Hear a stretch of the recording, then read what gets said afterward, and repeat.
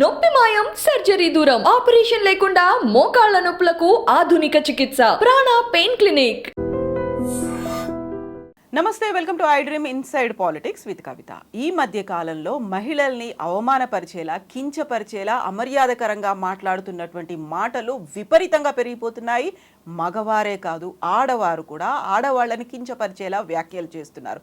తాజాగా రాష్ట్ర మంత్రి కొండా సురేఖ చేసినటువంటి వ్యాఖ్యలు అతిపెద్ద దుమారాన్ని లేపాయి. అసలు ఎందుకని సొసైటీ ఇలా మారిపోయింది? ఎవరినైనా కించపరచాలంటే మహిళల మీదే ఎందుకు మాట్లాడే పరిస్థితి వచ్చింది? మనతో పాటుగా ఉన్నారు బీఆర్ఎస్ కార్పొరేటర్ సామల హేమ గారు. హేమ గారు, నమస్కారం అండి. So being a women corporator, ఇలాంటి సిచ్యువేషన్ని మీరు చూస్తున్నప్పుడు ఏమనిపిస్తుంది? ఎంత మీరు పోరాడారు, ఎంత కష్టపడ్డారు, అంతకుముందు చేసినటువంటి సాఫ్ట్వేర్ జాబ్ను వదిలేశారు, మీ కెరీర్ని వదిలేశారు, పబ్లిక్ లైఫ్లోకి వచ్చారు, సమస్యల కోసం పోరాడుతూనే ప్రజల కోసం ఏం చేయాలని ఆలోచిస్తున్నప్పుడు ఎక్కడో ఒక చోట ఇట్లాంటి మాటలు వినిపిస్తున్నాయి. ఎక్కడో ఒక చోట కాదవి ఇప్పుడు ప్రతిరోజు ప్రతి నిత్యం అవుతున్నాయి. ఎలా చూస్తున్నారు అసలు వీటిని? నిజంగా అండి చెప్పాలంటే, మీరు అన్నట్టు ఒక ప్రొఫెషన్ నుంచి ఇంకో ప్రొఫెషన్కి నేను మారినప్పుడు చాలా అంటే డేర్తోని తీసుకున్న స్టెప్ అది. సో నాది కంప్లీట్గా ఒక 4 గోడల మధ్యలో ఉన్న ప్రొఫెషన్. అంటే విత్ ఇన్ లైక్ నాకు తెలిసిన వాళ్ళ మధ్యలోనే నేను నా లైఫ్ని కంటిన్యూ చేస్తున్నా. అక్కడి నుంచి పబ్లిక్ లైఫ్లోకి వచ్చిన తర్వాత అంటే యూజువల్గా అమ్మాయిలకి బయటికి రావాలంటేనే చాలా కష్టం. ఎన్నో ఛాలెంజెస్ ఫ్యామిలీలో, సొసైటీలో చాలా ఛాలెంజెస్ ఫేస్ చేసుకొని బయటికి వస్తున్నాం. ఇప్పుడిప్పుడే ఎదుగుతున్న క్రమంలో ఆడవాళ్ళ మీద కమెంట్ చేయడం అండ్ మగవాళ్ళు దాన్ని కూడా అంటే ఆడవాళ్ళు అదేదో బొమ్మ అయినట్టు, అంటే అదేదో బూత్ అయినట్టు ఆడవాళ్ళని పేరు తీసుకొని ఒకరిని అనడం చాలా నిజంగా అసలు చాలా పెయిన్ఫుల్ అయిన సిచ్యువేషన్స్ చాలా చూస్తున్నాము.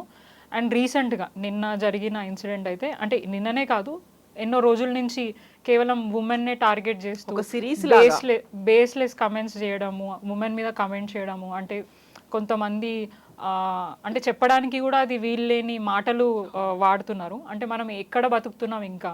అంటే మనము యాక్చువల్గా అంటే లేడీస్ని అమ్మవారి రూపంలో చూస్తాం, మనము మొక్కేది అమ్మవార్లని. సో అట్లాంటి వాళ్ళని ఇట్లాంటి మాటలు మాట్లాడడం అనేది నిజంగా చాలా దురదృష్టకరం. సొసైటీలో ఇట్లాంటివి అంటే ఎక్కువ అవుతున్న కొద్ది ఇంకా తక్కువ అవుతారు మహిళలు బయటికి రావడం. సో డెఫినెట్గా ఇవి చేంజ్ అవ్వాలి.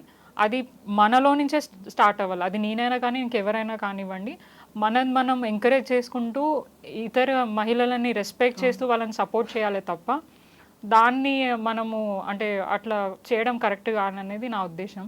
అండ్ నిన్న కొండా సురేఖ గారు ఏదైతే కమెంట్స్ చేశారో మొత్తం రాష్ట్రం అంతటా కూడా అదే డిస్కషన్ నడుస్తుంది.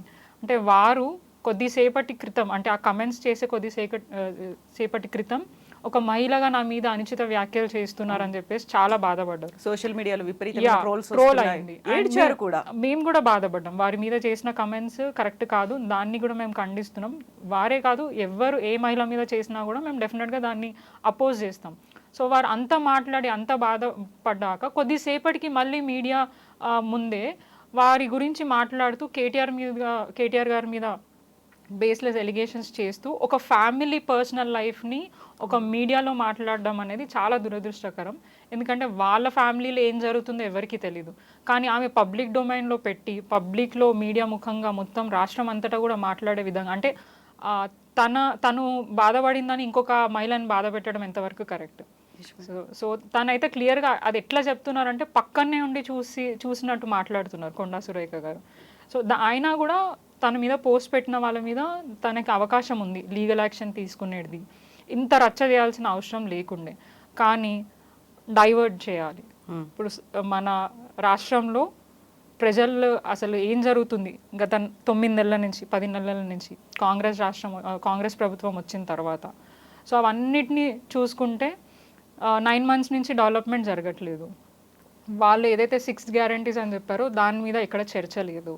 కేవలం ఇప్పుడు మూసి డెవలప్మెంట్ చేయాలి అని ఒక హైడ్రా అని ఒకటి కాన్సెప్ట్ తీసుకొని వచ్చి అక్కడ ఉన్న సరౌండింగ్స్లో ఉన్న పేద ప్రజల్ని అన్యాయంగా వాళ్ళ ఇంట్లో నుంచి బయటికి పంపించేసి ఆ ప్రాపర్టీస్ అన్నీ లాగేసుకుంటున్నారు. సరే, ఆ ప్రాపర్టీ వాళ్ళది ఉండొచ్చు, వాళ్ళు తెలియక కొనుక్కున్నారు, కానీ వాళ్ళకు ఒక టైం ఇవ్వాలి, టైం లిమిట్ అయినా పెట్టాలి. అన్యాయంగా వాళ్ళు సంపాదించుకున్న డబ్బులు రూపాయి ఖర్చు పెట్టి వాళ్ళ డ్రీమ్ ఉంటుంది, లైఫ్ అంతా కూడా వాళ్ళు దాని మీదే పెడతారు. సో ఆ లైఫ్ని గుంజేసుకొని మళ్ళీ రీస్టార్ట్ చేయాలంటే ఎంత కష్టం. సో దానికి బీఆర్ఎస్ పార్టీ ఆ విక్టిమ్స్కి సపోర్ట్ చేయడానికి ఉంటే వీళ్ళని అంటే బీఆర్ఎస్ పార్టీ వాళ్ళని అక్కడ వెళ్ళనీయకుండా ఈ ఇష్యూని ఎట్లా డైవర్ట్ చేయాలని. సో కంప్లీట్గా డైవర్షన్ పాలిటిక్స్ నడుస్తున్నాయి. ప్రజలని పట్టించుకోవట్లేదు, డెవలప్మెంట్ని పట్టించుకోవట్లేదు. ప్రజలు ఇప్పుడు చూసుకుంటే మొత్తం వైరల్ ఫీవర్స్ తోటి మలేరియా, డెంగ్యూ అట్లాంటివి ఎన్నో ఇన్సిడెంట్స్ అవుతున్నాయి, క్రైమ్ రేట్స్ పెరిగినాయి. సో అవన్నిటిని పక్కదారి పట్టించి కేవలం ఇది ఒక్కటే డ్రామా చేయడం అనేది మాకు అసలు కరెక్ట్ అనిపించట్లేదు. అంటే ఇప్పుడు వచ్చే జనరేషన్ వాళ్ళకి కూడా అసలు ఏం జరుగుతుంది, వాళ్ళొక ప్రజాప్రతినిధి, వాళ్ళ స్టేజ్లో ఉండి ఇట్లాంటి కమెంట్స్ పాస్ చేస్తే మాలాంటి వాళ్ళు ఆ ప్రొఫెషన్కి వెళ్ళాలంటే అసలు ఎంత ఆలోచించి రావాల్సి వస్తుంది. సో ఇవన్నీ చాలా జరుగుతున్నాయి. బట్ ఇట్లాంటి కమెంట్స్ మాత్రం యాక్సెప్ట్ చేసేటివి కాదు, అది ఎవరి మీద అయినా కూడా. నేను ఈవెన్ చెప్తున్నా కదా, కొండా సురేఖ గారి మీద కూడా వాళ్ళు ఎవరైతే కమెంట్స్ పెట్టారో అది కరెక్ట్ కాదు, దాన్ని మేము కూడా వ్యతిరేకిస్తున్నాం. సో ఎవరైనా కూడా ఇట్లాంటి మాటలు మాట్లాడదు అనేది మా అభిప్రాయం. యా, ఇప్పుడు మనం బతుకమ్మ సెలబ్రేషన్స్ జరుపుకుంటున్నాం, 9 రోజుల ఉత్సవాలు. ఒక బతుకమ్మని ఒక ఆడపిల్లగా మనం పూజించుకుంటాం, అమ్మగా పూజించుకుంటాం. దీంట్లో ప్రధానంగా కొండా సురేఖ గారు ఉంది ఎండోమెంట్ మినిస్టర్. అక్కడ కూడా దేవాలయాలు, అక్కడ కూడా బతుకమ్మ, అక్కడ కూడా దసరా నవరాత్రి ఉత్సవాలు, ఇవన్నీ తను ఆ స్థానంలో ఉండి ఇంకో మహిళ గురించి మాట్లాడడం. సో ఈ కాన్సిక్వెన్సెస్ను చూస్తూ ఉంటే నిజంగా ఆ తర్వాత నేను బేషరతుగా క్షమాపణలు చెప్తున్నాను లేకుంటే ఉపసంహరించుకుంటున్నాను అనడం. క్షమాపణ వాళ్ళు ఎక్కడ చెప్పలేదు, కేవలం అది వెనక్కి తీసుకుంటున్నాను అన్నారు. అది కూడా సమంత గారి మీద, అక్కినేని ఫ్యామిలీ మీద కూడా వాళ్ళు కమెంట్ చేశారు, అండ్ కేటీఆర్ గారి మీద కూడా చేశారు. బీయింగ్ ఏ మెన్ అయినా కానీ ఆయన మీద బేస్లెస్ కమెంట్స్, ఏమైనా ప్రూఫ్స్ ఉంటే ముందు పెట్టి మాట్లాడు. సో మీరు అన్నట్టు ఇప్పుడు నిన్న ఎంగిల్పూ బతుకమ్మ మహిళలందరూ చాలా సంతోషంగా ఈ ఫెస్టివల్ని ఎంజాయ్ చేసే మూమెంట్. కానీ ఆఫ్టర్నూన్ నుంచి ఏం జరుగుతుంది, ఆమె చేసిన కమెంట్స్ మీదనే కంప్లీట్ డిస్కషన్.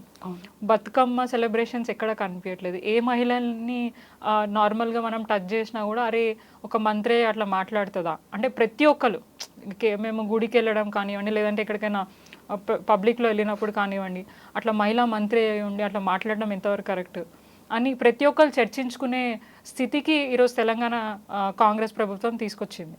సో ఇది నిజంగా వాళ్ళు ఆలోచించుకోవాలి. ప్రజాప్రతినిధిగా ఉండి మనం ప్రజలకి ఏం మెసేజ్ ఇస్తున్నాం. సో మనమే ఆదర్శంగా ఉండాల్సింది పోయి వాళ్ళతోని తిట్టించుకునే పరిస్థితి, వాళ్ళతో చెప్పుకునే పరిస్థితికి దిగజారినాం అని అంటే మనం ఎక్కడ పోతున్నాం. అంటే నాకు తెలిసి అంటే నేను ఒక గవర్నమెంట్కి అంటే ఒక పార్టీకి సపోర్ట్ చేస్తున్నాను కాకుండా 10 సంవత్సరాల కేసీఆర్ గారి ప్రభుత్వంలో ఎటువంటి అంటే ఫిలిం ఇండస్ట్రీని కానివ్వండి, వేరే ఇండస్ట్రీని ఎవరిని ఇన్వాల్వ్ చేయలేదు. ఏదున్నా కూడా రాజకీయంగా ఎదుర్కొన్నాం, లీగల్గా ఎదుర్కొన్నాం, డెవలప్మెంట్ పరంగా అందరినీ ప్రశ్నించడం తప్ప ఒక ఫ్యామిలీని తీసుకొని వచ్చి ఎలిగేషన్స్ చేసి వాళ్ళని రోడ్డు మీద తీసుకొచ్చే పరిస్థితి తీసుకురాలేదు. కానీ వీళ్ళు కేవలం ఈ 9 months నుంచి మీరు చూడండి, సీఎం రేవంత్ రెడ్డి గారు ఎట్లా మాట్లాడతారు. గవర్నమెంట్లో లేనప్పుడు కూడా వారి మాట తీరు అదే ఉంది. కనీసం గవర్నమెంట్ వచ్చిన తర్వాత ఒక సీఎం చైర్లో కూర్చున్నారు, ఆయన ఎంత హుందాగా ఉండాలా, ఎంత చక్కగా మాట్లాడాలి. కానీ ఆయన మాట్లాడే విధానం నిజంగా అక్కడ వినేవాళ్ళు కానీ అక్కడ చూసేవాళ్ళు కానీ తల దించుకునే విధంగా మాట్లాడుతున్నారు. ఎందుకంటే పిల్లలు మేము నేర్చుకోవాలి, మాలాంటి వాళ్ళు రాజకీయాల్లోకి వస్తున్నామంటే కూడా ఒక వ్యక్తిని చూసి ఇన్స్పైర్ అయ్యి ముందుకెళ్ళాలనుకుంటాం. కానీ చిన్నపిల్లల దగ్గర పోయి ఒకరి గురించి మాట్లాడడం, అదే సంస్కారం మాకు అర్థం అవ్వట్లేదు. సో వారి నాయకత్వం అట్లుంది కాబట్టి కొండా సురేఖ గారు కూడా అట్లనే ఉన్నారని నేను అనుకుంటున్నా. అండ్ మోర్ ఓవర్ నేనేమనుకున్నా అంటే వారి ఇన్స్ట్రక్షన్స్ మేరకే ఇదన్నీ నడుస్తున్నాయి. డైవర్ట్ చేయాలి, ఏ ఇష్యూనైనా కూడా డైవర్ట్ చేయాలనే ఉద్దేశంతో ఇవన్నీ నడుస్తున్నాయని మేము అనుకుంటున్నాం. అంటే దాన్ని ఒక మహిళగా సీఎం రేవంత్ రెడ్డి గారు ఒక మహిళని వాడుకొని ఇంకో మహిళ మీద ఇట్లాంటి చర్యలకి పాల్పడుతున్నారని నేను అనుకుంటున్నాను. నిజంగా డైవర్షన్ చెయ్యాలి అనుకుంటే there are lot of issues కదా, ఇంకా చాలా ఉన్నాయి. అవన్నీ కాకుండా ఒక మహిళతో ఇంకొక మహిళని అనిపించడం, అది కూడా తన పర్సనల్ లైఫ్కి సంబంధించి మాట్లాడడం అనేది దీన్ని అంత ఈజీగా తీసుకోవడానికి కూడా లేదు కదా. రాజకీయాలు వేరు, మన ఫ్యామిలీ వేరు, మనకున్నటువంటి జీవితాలు వేరు. ఇవన్నిటి తర్వాత కూడా తొంగి చూసి మాట్లాడినట్టుగా చెప్పడం అనేది, బిలో ద బెల్ట్ కామెంట్స్ చేయడం అనేది, అందులో ఇంత ఇష్యూ అయిన తర్వాత ఒక బీసీ మహిళ తను బేషరతుగా తన వ్యాఖ్యలను ఉపసంహరించుకున్నారు కాబట్టి తన మీద అటాక్ చేయకండి అని చెప్పడం ఎలా చూస్తున్నారు? అసలు బీసీ మహిళ కాబట్టి వదిలేయాలా? యాక్చువల్గా అయితే వాళ్ళు మాటలు వెనక్కి తీసుకున్నా అనేది అది మాట్లాడే ముందు ఆలోచించుంటే బాగుంటుంది. ఇప్పుడు అన్న తర్వాత ఒక మాట అన్న తర్వాత దాన్ని ఎంత వెనుకకి తీసుకున్నా అక్కడ జరగాల్సిన డ్యామేజ్ జరిగిపోయింది. దాన్ని మీరు ఎంత సరిదిద్దుకున్నా కాదు. అండ్ మోర్ ఓవర్ వారు క్షమాపణ చెప్పలేదు ఎవరికి. ఇప్పుడు అంతమంది పేర్లు తీశారు.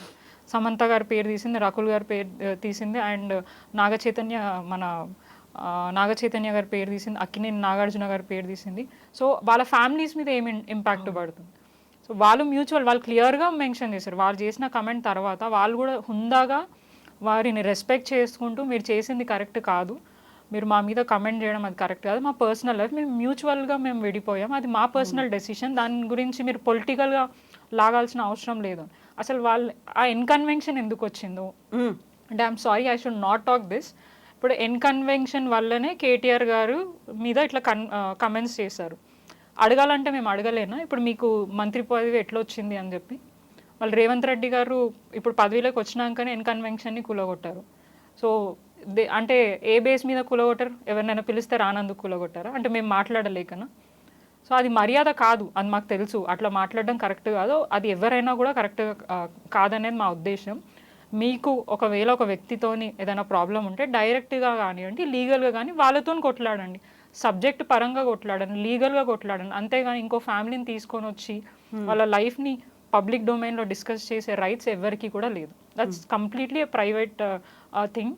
సో వాళ్ళకు కూడా బేసికలీ వాళ్ళకు కూడా ఎన్నో ఛాలెంజెస్ ఉంటాయి సినీ ఇండస్ట్రీలో, వాళ్ళకు కూడా డిఫరెన్సెస్ ఉంటాయి. సో అవన్నీ కూడా డిస్కస్ చేయాల్సిన అవసరం లేదు. అండ్ ఐఎమ్ సారీ, నిన్న తను మాట్లాడిన తర్వాత తన ఆడియోస్ కూడా కొన్ని బయటకు వచ్చాయి. అంటే వాళ్ళు ఎట్లా అయితే బిహేవ్ చేస్తారో వాళ్ళకి తగ్గట్టు రిప్లైలు వస్తాయి. సో వాళ్ళు తగ్గించుకొని వాళ్ళ గౌరవాన్ని కాపాడుకుంటే వాళ్ళ గౌరవం కూడా పెరుగుతుంది. హుందాగా ప్రవర్తించాలి. సో మీకు ఏమైనా ఇబ్బంది అయింది, మీ మీద ఎవరైనా కమెంట్ చేస్తున్నారు, so you have all the right. మీరు మంత్రి అండ్ పవర్ మీ చేతిలో ఉంది, ఎవరున్నారో మీరు పట్టుకోలేరా, వాళ్ళ మీద యాక్షన్ తీసుకోలేరా? కానీ అంతగానం సినిమా చేయాల్సిన అవసరం ఏముంది? మీ పెయిన్ అయింది, ఎవ్రీబడి నో. నార్మల్గా ప్రెస్ మీట్లో చెప్పేది ఉండే, దానికి కేటీఆర్ గారికి ఏం సంబంధం? మాకు తెలిసి కేటీఆర్ గారు మహిళల పట్ల చాలా గౌరవంగా ఉంటారు. మేము వాళ్ళని చాలా దగ్గరగా చూస్తాం. నేను ఆల్మోస్ట్ 9 years నుంచి అన్నని చూస్తున్నా. ఎప్పుడు కూడా ఆయన ఇట్లా కసురుకున్నది లేదు, సీరియస్గా మాట్లాడింది లేదు. చాలా గౌరవంగా ఎవరు వచ్చినా కూడా చాలా మంచిగా పలకరిస్తారు.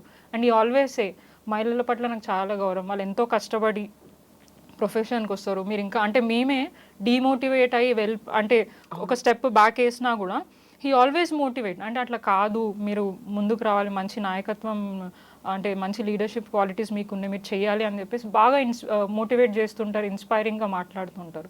సో అట్లాంటి వ్యక్తి ఒక మహిళ మీద మాట్లాడినరు, కమెంట్స్ పెట్టినరు అని అంటే మేము ఎవరం యాక్సెప్ట్ చేయం. అండ్ ఈ ఎవ్రీ టైం చెప్తారు మహిళల పట్ల అట్లా మాట్లాడకండి. ఇప్పుడు ఎవరో ఇండివిజువల్ పర్సన్ ఆయనకున్న కోపంని ఆయన అక్కడ చూపిస్తే దాన్ని కేటీఆర్ గారికి బీఆర్ఎస్ పార్టీకి కనెక్ట్ చేయడం అనేది కరెక్ట్ కాదు.